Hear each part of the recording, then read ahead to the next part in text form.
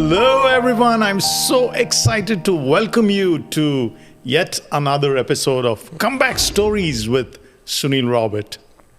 In this show, we're going to be exploring a variety of themes and topics, all pertaining to young people. And before we dive into the show, just sit back. Whatever questions you might have, we might be able to provide you some answers. So just remember to use your index finger to hit the subscribe button, share, and spread the good word. The reason being, not only will you stand to benefit, but your close circle of friends and families as well.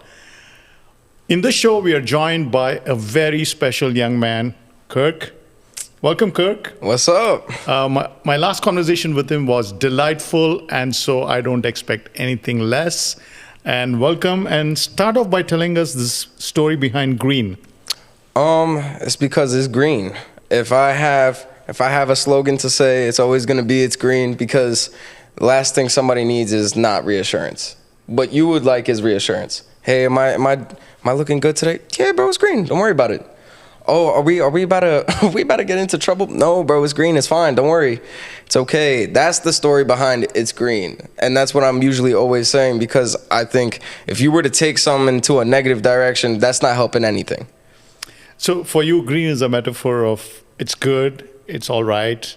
That's the green Very light. interesting how young people see it differently. In my world, green is a metaphor for growth, a metaphor for a season of change and transformation. Right. Again, I love green because it shows to me what it should be in its fullest form. When you look at a seed, you don't say it's green. Right. You look at it and say, yeah, it has the potential to go green, meaning full growth and performance and blooming. But only when a seed breaks into a plant and blooms and it becomes fully green, verdant in color and bright shades of green, you'll say, wow, this is a good tree. Yeah, I mean, you don't really want a tree with no leaves. You know, that would suck. Yeah, that's why fall is very depressing. Well, I was gonna say, in the sense of today, how do you think that the youth could change its ways? How do you think that they should conduct themselves to be better so that they can end up in a better place sooner than later? Great question. So we are at a point in society, Kirk, the explosion of information, explosion of social media channels, explosion of gaming. All these fields are converging: gaming, entertainment, social media, electronics, the gadgets in the hands of people. All of them are converging, and they are creating this pressure on young people that if they are not in gaming, if they are not in pursuing the latest and the greatest, they are missing out. That FOMO is driving young people. Yeah. And so to me, every young person should have a strategy to deal with the FOMO, right? There are two extremes that are happening. Either people are engulfed, completely swallowed up by this, and they're deep within, so much so that oftentimes they struggle to kind of cope with it because it consumes your time. Right. And so if you're in school, your school starts getting affected. If you're in college, your life gets starting to get affected. And parental pressures, right? Parents are driven by anxiety now. I'm a dad, and when I look at my kids and when I look at young people all around me, I am concerned, like the parents, whether the young people will hit their potential. Again, the seed versus the tree kind of analogy that we go back to. Right. Will they track to performance? Will they track to potential? So to me, a young person's first step, really, a practical first step should be, no matter what I'm going through in terms of my gaming, scrolling, Instagram, Snap, Discord, no matter what channels I'm in, these are just channels of their expression of engaging. Underlying all this is the deep sense of belonging that they are striving for. So the question that I would ask a young person, and you can't have a broad answer that fits everyone, but anytime I'm in a conversation of a counseling setting with young children or young people, my question would just cut to the heart of the matter, which is, Why do you do what you do? What is the sense of fulfillment that you get, right? For gaming, it is that rush of adrenaline. Yeah, right? it is. You beat every level, and so I can kind of understand that. Yeah, I'm very competitive. I love sports. So gaming is now gamified, and it's become a sport in that sense of the multi-billion-dollar industry that it's become. Yeah. So if it is just pure competitiveness and you're just getting from one level to the other and so on, it's one. But deeper than that competitive play is a need to belong. Right. And that's the part I want to spend time on. Every young person has this crying need to belong in a community, whether it's a Discord community or a Snap group or Instagram private chat or DM chat, group chat, Yeah. texting chat, any form. It's the need to belong. And young kids, particularly when they are in the pre-teens and early teens, they're struggling because they're constantly getting into these group fights and group discussions and debates and so on. And if somebody is behaving in an errant manner, that person is thrown out, blocked. Yeah, discarded. They're gone. discarded. And so what happens is, the moment it happens, it's a blow to their self-esteem. Suddenly, this entire group that was defining his identity decided to reject him or Right. her. And so it kind of starts affecting their self-esteem. And the third part that I want to ask is, not only is the need for belonging, how much of your self-worth and self-esteem is tied to that particular channel activity that you're doing? So it really is a layered conversation, Kirk. Yeah. And I would ask you, if we were asking these young people, how much of your time is spent on these?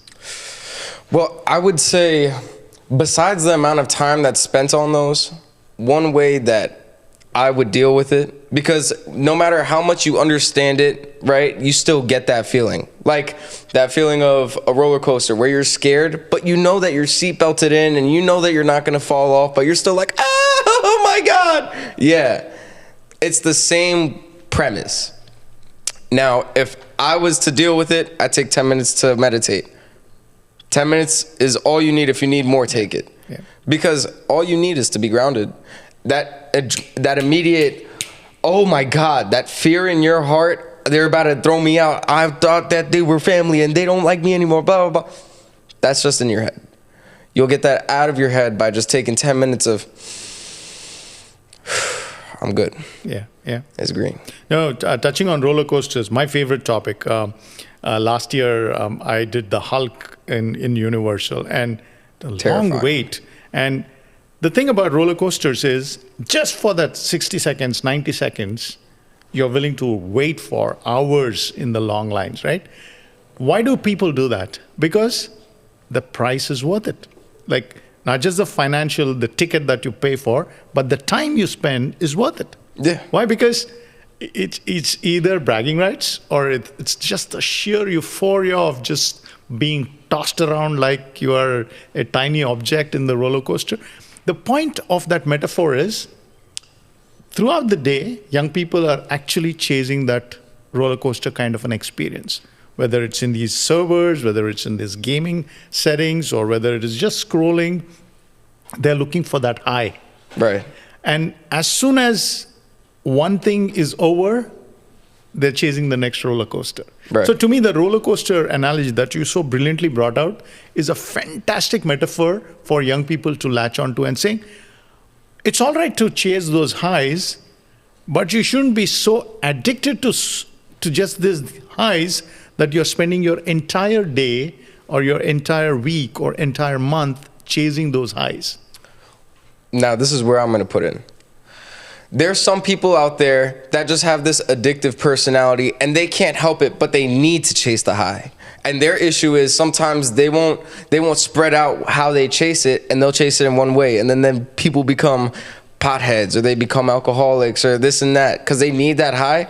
Instead of doing that, what you do is you spread out the way you chase it. One day I'm gonna chase it by running. One day I'm gonna chase it by playing video games. Yeah. One day I'm gonna chase it by studying something that's really hard. And then at the end of it, that post-clarity of, oh, I actually learned that. Yeah.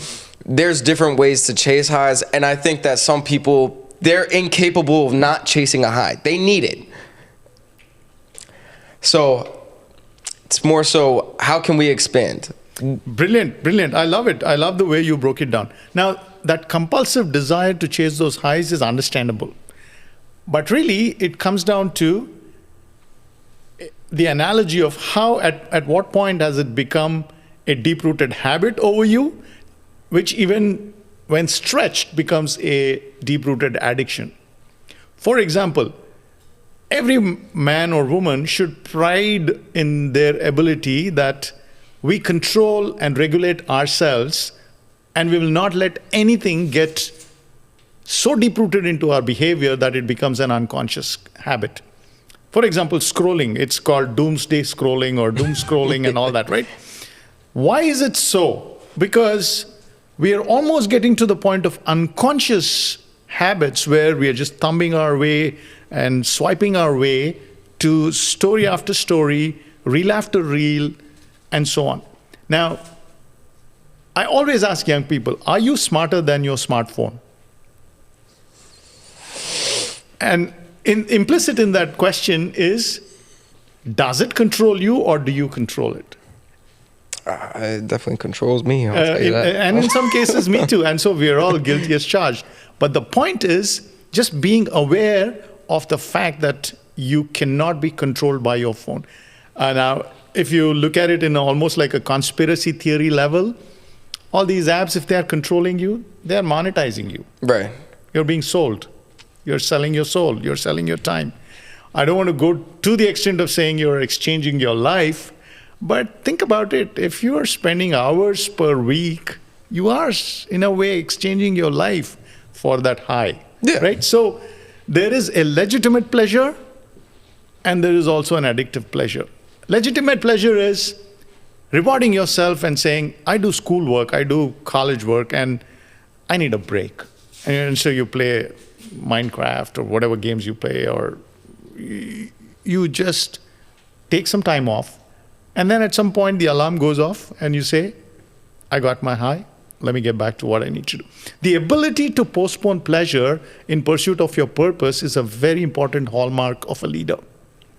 And that's where young people should decide whether they want to be leaders or followers all their lives. And it's okay to be followers, because if you don't have followers, we won't have leaders.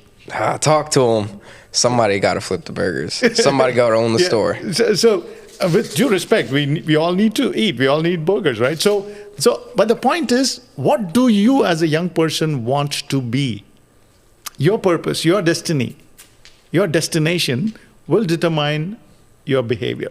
And so the ability to postpone pleasure for the sake of pursuing your purpose is quite paramount. I can't say this enough. I mean, very young in my life, I was a teenager. I was just going in towards dysfunctional behavior, bad behavior, rebellious behavior. I had this epiphany at a youth camp, and I realized that that was the purpose for me, that I turn around, make something of myself, and then live a life that is just bringing honor and glory to God, respect to the family, and above all, just be liked by everybody. Right. We all have a compulsive desire to be liked, right? Yeah. So if these young people are pursuing something, what is it that their parents would like? What is it that their girlfriend or boyfriend would like? What is it that their closest circle of friends would like? I mean, if they're just wasting their time, close friends don't mind, because they're friends for a reason. Right. They'll not judge you. But is that the best use of your time? No, not at all. So ultimately, it comes down to personal leadership, Correct. personal regulation. And it's a matter of how long you're waiting, or how long you're willing to wait for it. Correct. Because you can run for 15 minutes, and then at the end of that, it's that same feeling of taking a hit of a vape. You get that little, whoa, I'm a bit dizzy, I'm breathing a bit heavy, my chest is punching. That's the same exact feeling as running for 15 minutes. Yeah. Are you willing to wait 15 minutes, or do you need it now? Yeah. It's a beautiful example. Daniel Goleman wrote a book on emotional intelligence in which he highlighted this marvelous case study called the marshmallows experiment. Right. In which he brought two sets of elementary school kids, and he gave them marshmallows. And he said, here are 5 marshmallows. I forget the exact number. You could have these 5 now, or if you wait for an hour, I'll double the marshmallows that you're getting. Right. Almost 50, 60, 70% of the kids took the 5 immediately. Right. But there were some kids who said, you know what, I'm going to regulate my feelings. I'm going to wait. And they just willed and strong-willed themselves into biding that 1 hour time or whatever time that, and then got double the rewards. Right. That's the principle, that instant gratification versus delayed gratification. It's a great barometer of your personal leadership capability. Correct. If you are willing, like you said, right, I would rather run and get that high, runner's high, and in the process, discipline my body, which is painful. You'll feel sore, definitely, versus just sitting and getting that Netflix high. Yeah, exactly. Or social media high, whatever else high. So this ability to delay gratification in favor of a larger purpose will define your personal leadership capability. Yeah, and most of the time, people aren't even aware. Like, you know how a goldfish doesn't even understand that it's in water? It just believes that it is. Correct. Right? And then you tell it it's in water, and it's like, whoa, wait, there's a whole sky up there. What do you mean I'm in water? It's the same thing with this. Sometimes people are so lost in the fact of that they need somebody to, hey, nudge them. Yo, dude, you're doing wrong. Do yourself right. Respect yourself. Yeah. Right? And then they're like, oh, wait, I'm doing everything that's against me. Let me start working to my goals. And that's where the good friend comes in. Absolutely. In fact, that's where what is happening today is because of all these gadgets and technology, and almost like the society is becoming so impersonal, loneliness is becoming an epidemic. Many young people are struggling with loneliness. Not only are they struggling with loneliness, they're also struggling with anxiety. That's a double whammy. Anxiety and loneliness, man, it's a potent, destructive factor that we have to account for, which is where parents need to be very discerning and sensitive in picking up clues. Many people think, oh, he's just got locked himself in his room, must be studying, must be playing a game, must be. Behind that walls, there's a world that is either falling apart, or there is a strong, deep-rooted struggle for identity, for relationships, for meaning, for self-worth. Now, it's a national, international, almost global problem, because young people today are defined by their cell phones, by their channels, by the apps that they are using. And so in those moments of loneliness, they are really struggling. Right. Now, parents can play a role here by having conversations and picking up stuff that initially parents go through denial. It can't happen to my son. It can't happen to my daughter. Right. Because I'm an achiever, it can't happen to them. It's almost like a personal insult to them that if they sense that their children are struggling. But everyone is struggling. Parents are struggling too. In fact, parents often deny their own mental, emotional struggles. Where can we be very authentic? If you can't be authentic inside your family with your kids and say, I'm struggling, how will the kids come to you and tell you that they're struggling?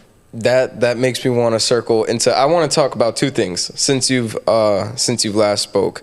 There's one, the masks that you show people, show yourself, and then two is how being one, anxiety riddled, and two, afraid to socialize go bat in bat. So let's start with the anxiety riddled. If you already are feeling lonely, right? You feel like people don't want to speak to you, period. So you'll walk into a room and you'll immediately think to yourself, oh, everybody hates me. Why is everybody looking at me? I must look weird. I must be talking funny. I'm just not going to speak to them. I'm going to go isolate over there. I want you to know that that's not true.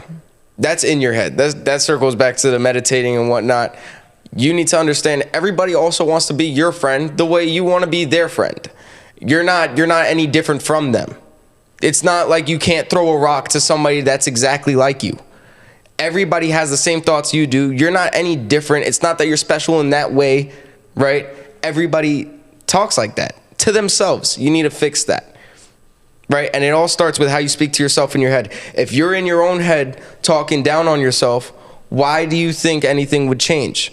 Next time you talk down to yourself in your head, you need to correct that immediately. Like somebody speaks to your mother a wrong way, you're going to immediately check that. Why aren't you checking it for you?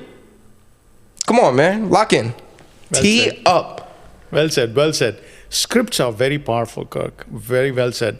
The script that you're running in your head is driving your software, so to speak. Right? If something goes wrong in our computers, we immediately take it to a technician. But why are we not examining the scripts that are running in our head? For example, there's this belief that I'm not okay, you're okay. Right. In the 90s, I think there was a book that was very popular called I'm Okay, You're Okay. This was a book by Thomas Harris, a very famous psychiatrist.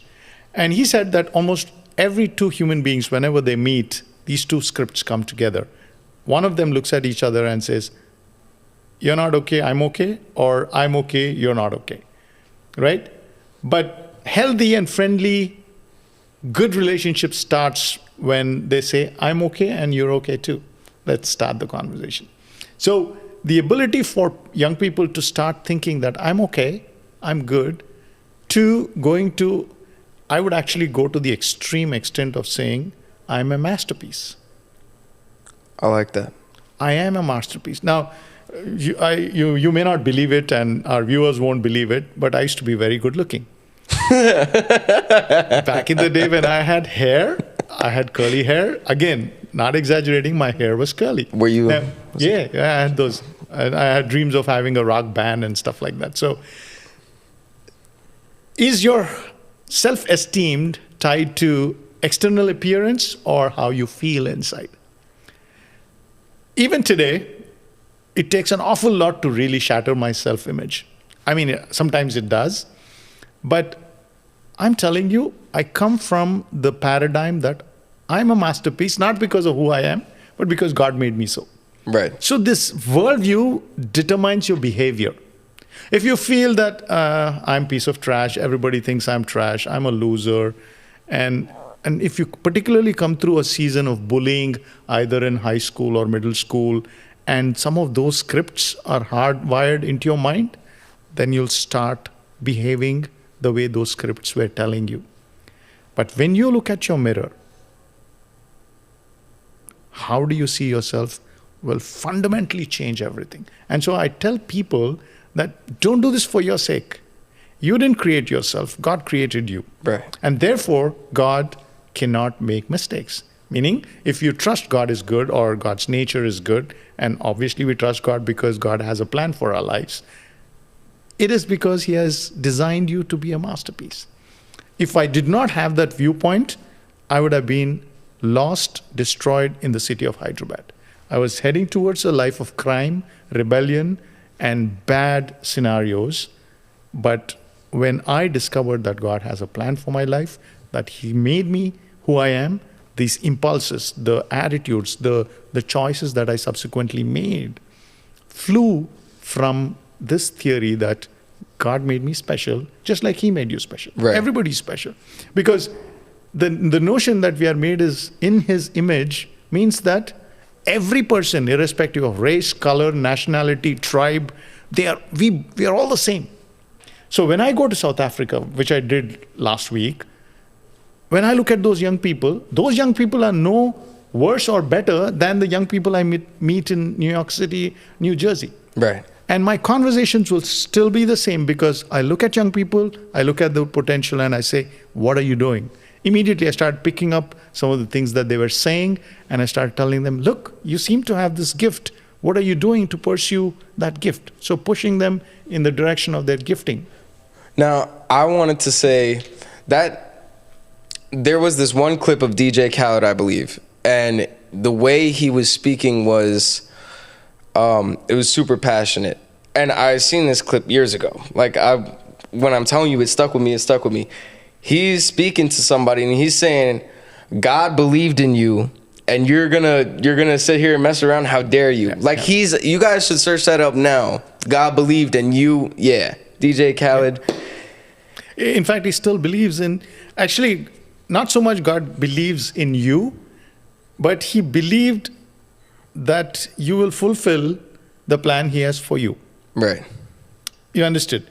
Like, when your parents look at you, they'll say, this is a good looking kid, but more than that, he's got so many gifts that is currently not using. I can't wait to see, because every parent's joy not just comes from what they're doing now, but what they could do in the future as well. Right. I think the Heavenly Father or God, when he looks at creation or human beings, they'll say, because they are made in my image. I mean, for example, look at all the scientific progress we made. The desire to constantly push the boundaries of science, where does it come from? It comes from a creative spirit, because God is creative.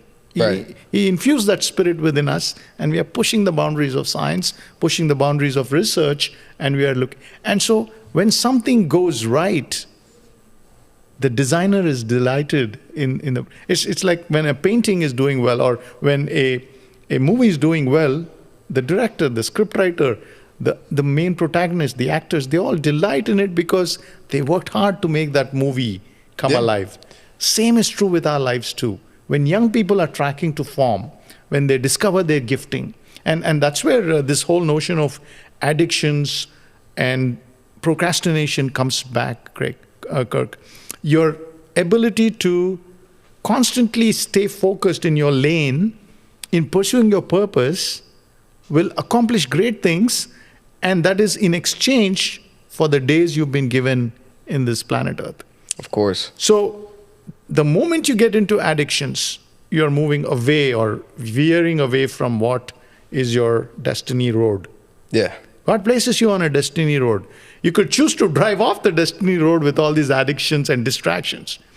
But staying on the path, pursuing your purpose, leads you to destiny road. That's true. And, it's a matter of, am I going to surround myself with a circle of people that are going to, punch me back into lane when I swerve off a bit? Or am I going to go ahead and go hang around with knuckleheads? Everybody starts off hanging with good people, then they swerve into hanging with knuckleheads, and then they go back to hanging with good people. Or they just become the knuckleheads that people need to stay away from. Sure. How well do you want to see your friends do? Right? Are you gonna sit here and let them waste their day, or are you gonna call them out on it? Yeah, they keep saying, right? Good friends don't let friends drink and drive, right? Right. What is the spirit of that statement? The spirit of that statement is there's one person in the group, or two, or maybe a couple, who will hold the group together when the others are intoxicated and they're not able to hold themselves. Yeah. Right? That's the spirit of that principle.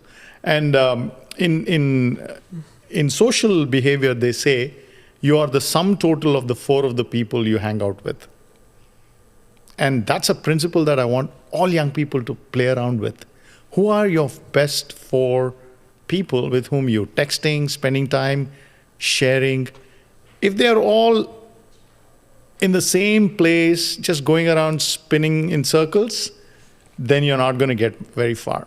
But among those four, there are three who are really wanting to take advantage of their gifts, time, talents, treasures, and keep moving in the direction that they and their parents and their friends want to move, then you're in a good place, because iron sharpens iron. Right. I'm telling you, I'm a peer learner. I learn more from friends than books. True. Although I love books. I mean, I'm a junkie. I buy and acquire more books than I can potentially finish. But the point is, friends inspire me. People inspire me. Preachers inspire me.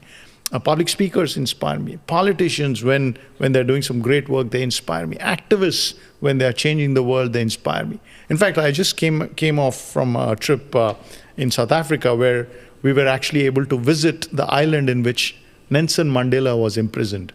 Oh, okay. And I'm telling you, if you're imprisoned for 18 years, you tend to lose hope.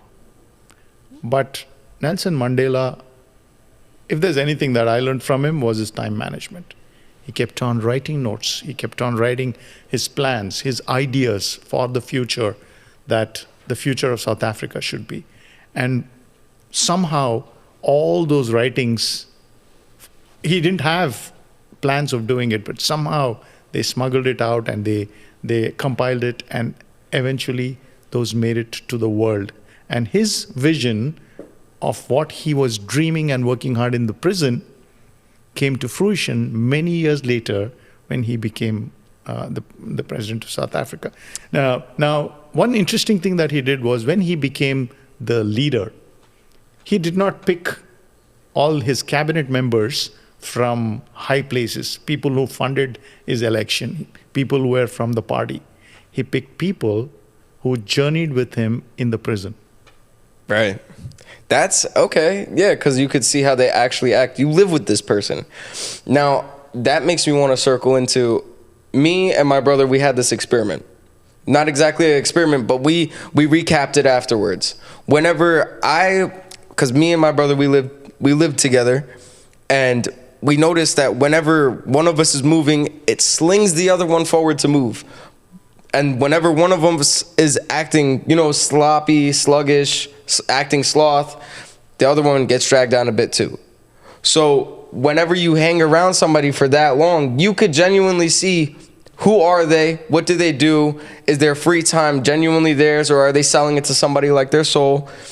How can they help me out, besides the people with just money? Yeah. So have a variety of friends from a variety of circles. For example, you could see all these medals, right? I love running. Yeah. When I was running alone, without a community of friends, without knowing any people from running clubs, I was operating at a very suboptimal level, struggling to finish marathons. I mean, I would finish them because I was determined. I would crawl across the finish line. So there was that willpower. But I was struggling in the miles between 20 and 26, where all physical stamina is over. But the moment I became a part of a running club and a community, and like minds attract like minds. Right. Suddenly I discovered that even though I lived for 15 years in Edison, I had no idea that there were so many people running in and around me till I joined this running group. That started putting, like you said, momentum on my side. Strategies, resources, training runs, group activities, WhatsApp activities, socials. And then I started belonging to these groups. People started giving me inputs and coaching me. And today, I can tell you, I'm just enjoying the miles between 20 and 26, because I know not only have I trained with the friends that have been coaching me, I'm now at a so much better space that marathons don't faze me. Now I'm trying to get into ultras. Right. All because of that community. Like that, I have friends who are, let's say, in the world of arts and imagination, theater friends. Those guys sharpen my skills. I'm in the world of communication. Many of my friends are corporate executives. They push me, they sharpen me. So if you have a wide set of friends, each of them add to a different side of your personality. Right. And then you'll have this quiver full of arrows that you become a well-rounded person. But if you just have only one kind of friends, life becomes a pretty unidimensional for you. Yeah, and then now most of the map is grayed out and you could only venture here. Yeah. What I'm going to say is make yourself a person that people want to be friends with. Correct. Set yourself up for success, because if you're not the person they want to be friends with, why do you think that you're going to be able to go over to that part? Why do you think you could venture over there? Yeah. You can't. Yeah. So if you're sitting here not trying to grow, not trying to change, because nothing will change if you don't change, how do you expect yourself to be hanging around the people that you want to be like? Start being like them, right? If you weren't you already, right, those 15 years that you put in on your own and they didn't see that you were determined and actually serious about it, you would not be in the group. You would be exiled. Correct. But you made yourself that person that they also wanted to be around. Right. So yes, ultimately, people would want to see how you are serious about what you're doing. Right. Because the world has no time for casual dalliances and who are just at a superficial level. People would want to hang out with people who are all in, if you know what I mean. Correct. They want the world rewards people who are all in, and some of these are recreational sports. I mean, I will never win the New York City Marathon prize money, right? But that will not stop me from getting better from where I am. Right. So the ability for you to be serious about your goals, even when you're pursuing something as delightful as running, or even theater. Theater is meant to be a delightful experience where you see actors come and perform their heart out, right? Right. So if you are going and you're being part of it, every actor, no matter what their role is, the main protagonist or even a side character, right, they are performing to the best of their ability because their role is critical in the play. Right. They may not be the main protagonist, but they're still performing a role. And if you're doing it to the best of your ability, that's all that matters. In fact, let me close with a fantastic quote that I heard very young in my young days, just like you were talking about DJ Khaled's story. I heard this story when I was a teenager. He says, Leonardo da Vinci said, no matter what profession you do it with such excellence that heaven will rejoice. And he says that even if you're a street sweeper, you do your street sweeping with so much of delight and perfection that angels in heaven will look down and say, there goes the best street sweeper in the world. Right. Strongest guppy compared to the weakest shark. That's a good premise. Just for the fact of a lot of people think, all right, well, now I'm a shark. It's okay. I'll lay back now. But no, now you're going to get eaten because you're the weakest shark. Strongest guppy's going to swim the fastest. He's not going to get eaten. Yeah. I wanted to swing into the topic of, hold on, I'm brain farting. Give me a second. I got it now. So there's a lot of kids my age that are sitting here at home watching this now saying, I would never be able to be on a show. I wouldn't be able to be on TV. I don't think that I'm capable of it, even if I did make the friends to do it. That was me. When I first started coming to Main Event Friends and I made the connections here, I was getting asked from these people and these people that, hey, you should be on our show. I would like for you to, and I would always say, nah, I'm not good for the camera. I can't do that. My anxiety took over. How are some ways that you could help with that so that these people at home can now see you are able to? Do you want it? Is it possible? Yep. Start failing in safe places. What do I mean by that? For example, let's take your example. And there are many Kirks out there who could be a Kirk, but they're saying, I don't know, man, I'm not very confident. The best way to start is start in a safe place. For example, you don't even have to do anything live. Record yourself. You're anyway playing around on your phone. Set up a small tripod and start behaving as if you're on camera. Do it 5 times, do it 10 times. The 11th and the 15th time, you start seeing that you become a little more comfortable with the flow of your thoughts and you're starting to like what you're seeing. So that's a safe space. Then graduate to your family and friends. Again, I hope your family and friends are encouraging like mine are. Right. My family and my friends would encourage me to walk on water if I could. They'd say, go for it. I'm so grateful that I had parents who just did not stop me. Even when I was doing bad things, they were cribbing, they were crying, they were complaining, they were praying and all that. But they did not come down with an iron hand and said, you got to stop it or we'll throw you out of the house. Or if you are blessed with that kind of a family, then move to the second phase, which is start doing things around your house. Start conducting game shows. Start conducting things in your family events. Start a tradition of a Jeopardy or something. Start doing things around the house where you're getting more confident. And then now you're ready to launch out. Start doing small trial auditions here and there and get to a public sphere. It's always, in my view, the number of times you hit failure, the higher proportion of failures will land you. It's the law of inevitability. Success is inevitable if you're keeping knocking the doors. In fact, the Bible says, knock and it shall be open unto you. Ask and you shall receive. Seek and you shall find. Right. You just got to go, and in sales, there's this abbreviation called always be closing, ABC. So if you want to just try a career on TV, always be closing. Keep going, keep going, keep going. Oprah Winfrey is the greatest media story that we could talk about. They threw her out of Baltimore area saying she was too fat for television. That's silly. This true story. She started off by doing a news anchoring, weather reporting and stuff in a small channel in Baltimore. She was fired. Imagine if you're the guy who fired Oprah Winfrey 25 years, 30 years later, how would you feel? What a waste of an investment. She could have made us rich. We just threw out the money. So, what's wrong with us? So the story of comeback is critical. Never. The whole idea is, if you can't bet on yourself, who will? True. Bet on yourself. Now, when you speak, it's so beautiful just for the fact of when, even if we're speaking on one thing, within your sentence, you'll bring up 5 different things that I want to speak about. You spoke about the door knocking. I am a true believer of you don't knock once. You have to keep knocking. Keep knocking. You're not gonna get through to somebody if you just ask one time, because then they're gonna be like, yeah, maybe, and then they'll forget about it. Come up to them again. You're like, hey, follow up, blah blah.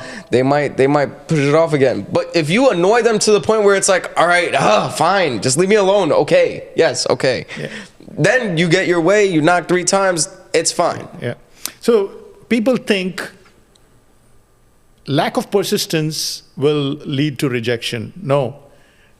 Quitting leads you to rejection. Right. You got to keep going. I mean, as long as you're not being abrasive and rude and stuff, if you're polite, if you're constantly making a good case for yourself, knock. I cannot tell you the number of doors that opened just because of persistence. Right. You've got to be persistent. Go for it. Young people, I know you feel asking might inconvenience the other people, and I've used I've seen some of my own kids give this as an excuse. I'll be disturbing their privacy, they're doing something else. No, if you want it badly, you go get it. How badly do you want what you want? That's right. So this burning desire, almost, I would actually say, to the point of desperation. Yeah. Your determination and desperation are just neighbors. Yeah. At some point, determination will become desperation, but you've got to be desperate for success. Because if you're not driving yourself, nobody will. The engine will stall. The engine will lose its steam. Yeah. So constantly be closing. There is no plan B. It's basically plan A until plan A is plan A. Right? I'm going to stay on here until the ship is at the bottom of the ocean, and then it's plan A again. It's not like, if this falls through, then maybe I'll go ahead and... No, I don't believe in that. The variables change. The way there might change, but the end goal is the same. Sure. Plan A is plan A. That's it. Absolutely. Adaptability is key. Very well said. In fact, there's a very nice story, and people remember stories. So the phrase crossing the Rubicon, ancient days, people, when they went to war, they would go in ships, right? Yeah. So this came, I think, originally from the Greek context, where a king would cross the river, cross a particular destination, and burn the bridge there. Because then they will not have an option of retreating and going back to some other thing. The only way is victorious and pressing onward, right? I think crossing the Rubicon is a powerful metaphor all young people should have. That you will just say failure is not an option. Yeah. If you go to NASA, it says, right, failure is not an option. No one ever starts building a project plan or a goal saying, if this doesn't work, I'll do this. No. Define what is your non-negotiable, just go after it. Like you said, you might tweak the mechanics of it. You might tweak the tactics here and there, but you have to define your plan A and just stick to it, and then just keep adapting as you go along. Right. Like, I like that you brought up the what ifs, because I also believe in what ifs. What if it does work out? Because there's going to be people around you, whether they're in your circle, whether they are your family, whether they're strangers. You'll bring it up to, and I also believe in protecting your energy. I'll speak on that in a second. They're going to say, oh, but yeah, what if? Yeah, what if? What if it works? You know what I'm saying? Because if you're telling me that I have the chance to win and I'm not taking that chance, are you crazy? I'm going to take that chance for a corporation that I don't believe in, that I'm just working for the check for. I'm going to take the chance for them every day. You know, what if I get fired? What if I don't get fired? What if I get my pension? What if I get my 401k? That's cool and all. You know, you're going to take the chance for them, but you're not going to take the chance for you? That's silly. Yeah. What if it does? Well, That's cool. And then I get bird-brained. So protecting your energy. Protecting your energy. I was having a conversation with, I'm not going to disclose who, but they were consistently going around telling a bunch of random people that they knew were negative people, and they just have a pessimistic outview of life, their goals, their aspirations, and what they're going to do. And then every time they told them, they got it downplayed. And then they started feeling bad. I started telling this person, you have to protect your energy. Don't tell people that you know are going to chop you down. You have to go ahead and tell people that you know are going to either chop you up or give you a real estimate, like, hey, you know, maybe you shouldn't jump off the bridge. You know, I'll give you a principle. Apparently, the human mind remembers compliments for at least 30 days. But insults, it stores for years. Yeah. Yeah, I could tell you from when I was a kid the insults I would get. Yeah. Right? But I can't tell you what happened yesterday. Yeah. So which means we should be either doing constant stuff that will give us compliments, or surround ourselves with positive, inspiring, optimistic people who'd constantly pour in pop. Because the world out there is brutal, negative. They want to destroy you. I mean, if you just want to see how evil the world is, just go onto a YouTube video and look at all the comments people make. Right. Instead of saying, this YouTube creator put himself out there or put herself out there, even if I don't have anything positive to say, let me not say anything negative, right? Right. That would be a good person. But you see the comments? Yeah, they're gross. 90 things that person would have done right. They'll pick up the things that are, you know, minor things and just make it a big major issue. So surround yourself with positive people. Above all, you got to be positive. Right. Right? I mean, otherwise, what's the point of life? Why do I even get up out of bed and step out, right? If you don't believe that life has a purpose, right. If you don't believe that you're worthy, if you don't believe that you are a masterpiece, if you don't believe you have something to offer to the world. Yeah. You know, if young people, as if they're in college, if they're in high school, if you feel that you're not offering, do you know how much joy you bring to your parents? Even if your parents don't tell you that, right. You might be actually a source of pride. They might be pissed with you, they might be upset with you because you're not doing well, you're not tracking to your potential, but inherently they are waiting, they're coming at you from a place of concern. Right. So you got to look at it and say, man, they're paying me a compliment actually. By trying to nudge me in the right direction. They're paying me a compliment. They feel I can be worthy of something. They feel I can amount to something. Right. So that, and of course, there are some parents who push their children unrealistically too far. But the point is, I would rather have a parent who's concerned than parents who are MIA. Yeah. Yeah. You know what's great about you? You have wit. And so that means even if somebody comes around you that is pessimistic and going to tell you, nah, I don't think so, I don't think you should do a show, you're still going to, you know, all right, okay, well, if you can, I can, that's okay. You know, you're not always going to have the yes people around you. There is always going to sometimes be a negative person that slips through the gate. Sure. Yeah, and slips the insult in, yeah. Right. Yeah. That's okay. If you're able to deal with that, you know, and you believe in yourself over everybody, then the goal is there, you're okay. In fact, my nature is that these insults actually inspire me even more. Yep. I feel that God sent them to actually kindle my dying enthusiasm, maybe. You know, when I was younger, once I was going to the radio station to do a program, and my dad was very delighted that I was doing this program because I was going to do a live program for 45 minutes playing Western music, speaking in English. Now, you must understand, my dad was a very poor man. That his son is going to the radio station to do a radio show in English, which would be heard by millions of people, was a source of pride. So he went to some of his neighbors and friends, and he told one man, hey, if you're at home at 7:15, would you mind turning on the radio? My son is coming, he's gone to the radio station.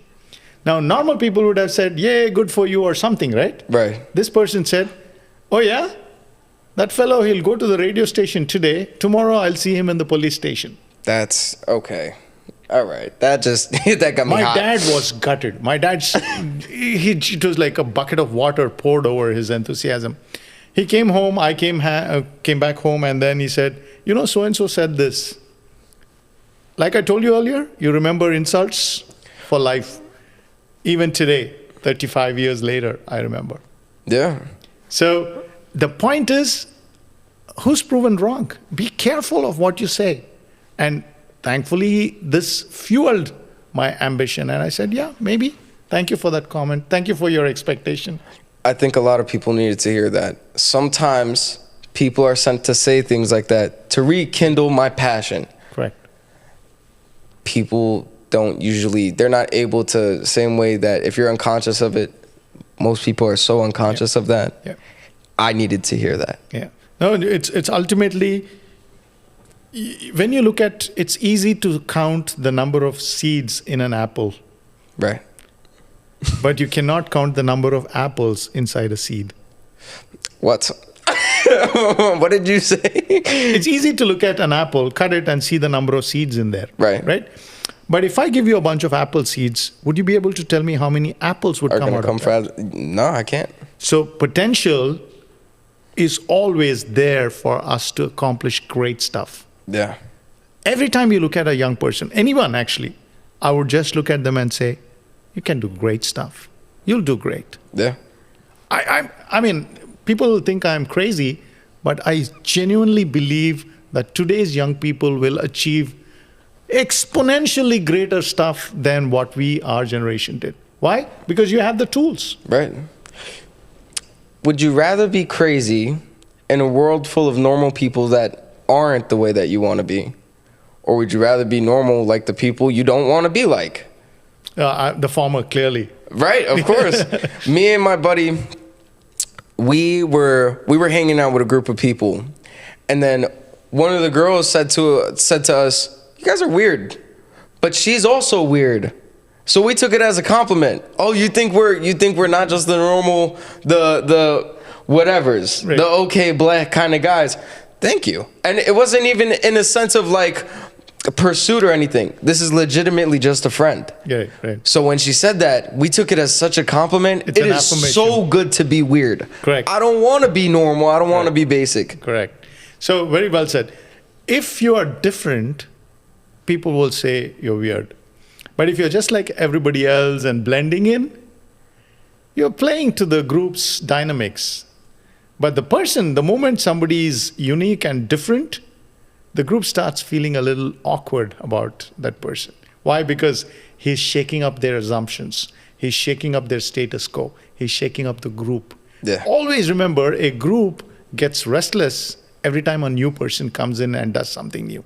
Because nobody did it in that group till that point. Yeah. So in group behavior, it's called forming, norming, storming, performing. There's a stage before every group, every team, particularly in the corporate world, every team kind of finds its own balance. But the point I'm making here is, it's good to be different. It's good to be weird. You are created to be different. I mean, otherwise, if God Control C and Control V'd everybody, he copy pasted everybody, Right. then we all look alike, we all talk alike, we'd be looking like a bunch of AI robots. Yeah, we'd be ants. I don't want to be an ant. It's okay. I don't want to. Yeah. I'm all right. Get off that. So we are unique. Let's celebrate our uniqueness. It might be weird. It might be great. It might be a maverick. It might be somebody who's a rebel. We are all trying to be put in different boxes. If they try to put you in a box, get out of the box. Hey folks, so that was an unscripted, unstoppable, unbroken. Those three words define our effort here to bring some of our ideas together. Thank you, Kirk, for sharing your time. We discussed a wide variety of topics, right from addictions to procrastination to time management and purpose and friends and this and that, and energy and so on. Folks, if you've enjoyed this conversation, I've got a favor to ask. What is it? Use your index finger. Just hit the subscribe button. Crush that bell. Ring that bell. And do share. Share it with your friends, family, anyone else who might benefit from this type of a content. The reason we say this is unscripted is we want you to know that we're going to be harsh and authentic with you. None of this is scripted. We want to be pouring out our hearts and minds to you. We'll make mistakes. That's part of us being human, us being genuine. Yeah. So do share and hit the subscribe button and spread the word. Thank you, Kirk. Is there any final words you'd like to say? Final words I'd like to say. One, thank you for having me. Great. Amazing show. Two, I promise it's unscripted because I could barely read. There's no script I could read. I have to freeball it. It's okay. Could I shout myself out? Yeah, sure. Follow Realkutgun on Instagram, on TikTok. I have more things like this coming out for you guys. If you guys want to see interviews, reviews, or even Kurt talks, there's sometimes that I'll have conversations like these one-on-one personal to you guys, to the viewers, because this isn't just a camera. This is the energy that you guys give us through the camera, right? And this is the energy we give you through the camera. It's a back and forth transaction. Thank you guys. You guys are amazing. Much love, much appreciation. The more you show us, the more we could do for you. The more we show you, the more you could do for us, right? Guys, thank you. Mr. Robert. Great. Just remember, you are a masterpiece.